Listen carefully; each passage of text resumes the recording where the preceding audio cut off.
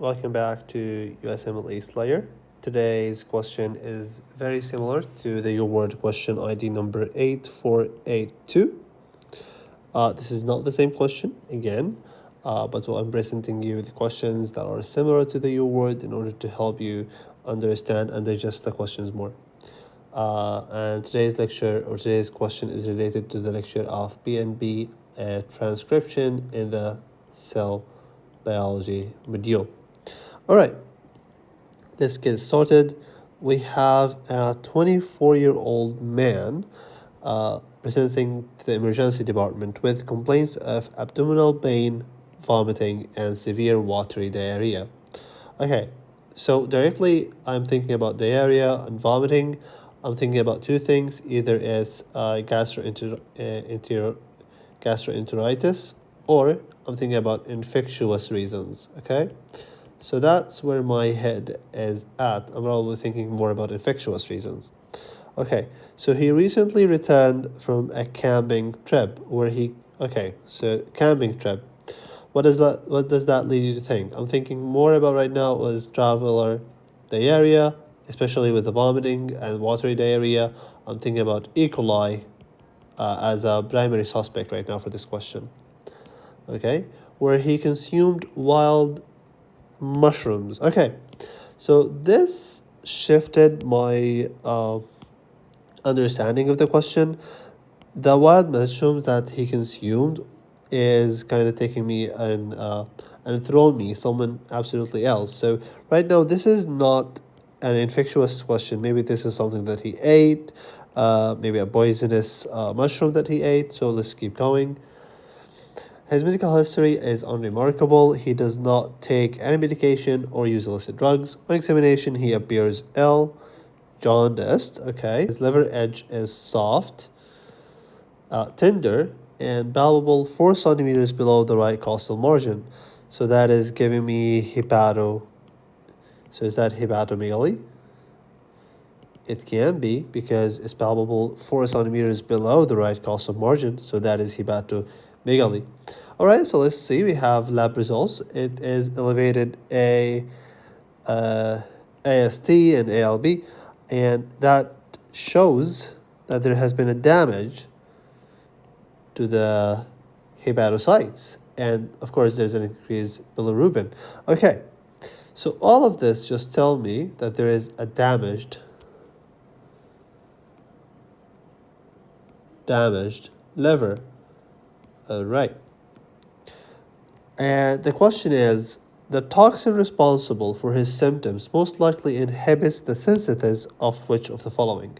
Okay, so see how that went off kind of a rolling coaster. First of all, we started with abdominal pain, vomiting, and severe watery diarrhea. That led me to think probably an infectious, probably something, I don't know, any type of disease. Camping trip, that led me to think of traveler diarrhea, maybe E. coli. And then we had the wild mushroom thingy. And that's why I always suggest that you read the question from the question stem and then check the answers, and then you can come back and read the question. Okay, so if you have done that, if you have read the toxin responsible for his symptoms, which likely it inhibits the synthesis of which of the following? I read viral DNA, so viral, that makes me really think about kind of some infection. Messenger RNA, which is an mRNA, protein synthesis, rRNA, and tRNA. Okay, so let's kind of write down what we learned from this question stem right now. So right here I wrote this down as the 24-year-old male. And what does he have? He have abdominal pain, okay. He have vomiting, okay. And he has water diarrhea. And he used to go camping, which led me to think about E. coli, but then he ate some mushrooms. So why did he mention that? So you might know about something called the death cab mushrooms, and that is the key to solving this question.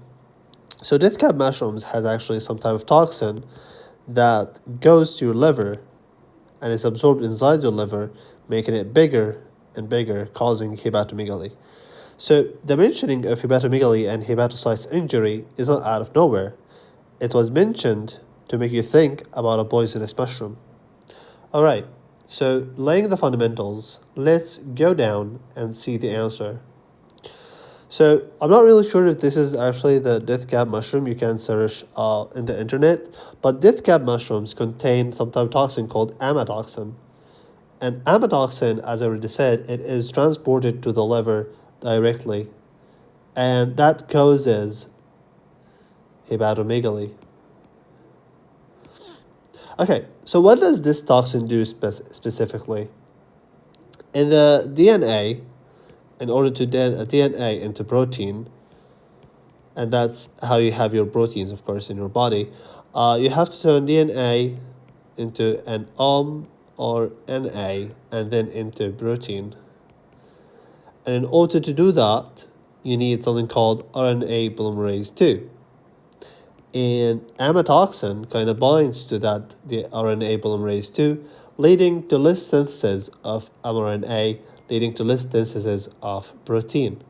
So amatoxin, basically what it does, it stops this kind of chain which causes DNA as a result to mRNA, and it comes here and be like, nope, that's not gonna happen. There is no more synthesis of mRNA and no more synthesis of proteins. Okay, so what type of symptoms that I can expect and when can I expect it? Well, the symptoms usually start from 6 to 24 hours, and that is absolutely mentioned here. He recently returned from a camping trip. The word recently is not mentioned out of nowhere. It is mentioned to give you an idea that this did not happen 6 months ago, for example. No, this happened recently, which probably was yesterday, a couple of days ago. So that is why symptoms start 6 to 24 hours post ingestion. So what are the symptoms? Well, as already discovered, abdominal pain, vomiting, and cholera-like diarrhea. And this stems from my or from our understanding that this might be an infectious question.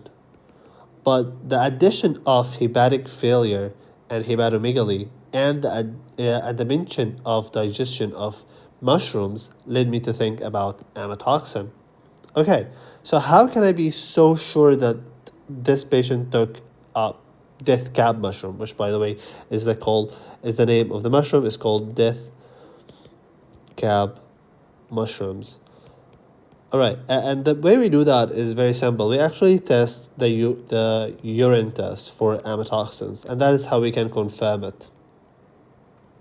So that is basically everything for this modules. And I have something really important here to tell you guys about it. So if we went to the RNA polymerase inhibitors, so there are many inhibitors for the RNA polymerase. As I told you, this is used to turn DNA into mRNA, okay? And one of the most things that kind of inhibit RNA polymerase is the alpha amantine, which causes also liver failure and inhibits RNA polymerase. Okay. So that's it. This is the questions for today. Please make sure to follow Usmle Slayer on YouTube, Instagram, and TikTok. And see you in the next video. Thank you.